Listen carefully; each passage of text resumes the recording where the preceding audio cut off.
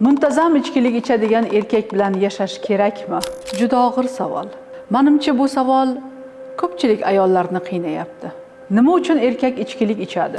O'ziga bo'lgan bahosi pastligidan, olgan tarbiyasidagi bo'shliqlardan, yomon odatlari ko'payib ketganidan, pul topa olmasa ham aroqqa pul topa oladi. U aroqqa qo'shib bolalarning ko'z yoshini, oilasining sog'lig'ini ham ichadi. Erkaklar ichkilik ichganda farzandlaringiz ko'z oldingizga keladimi?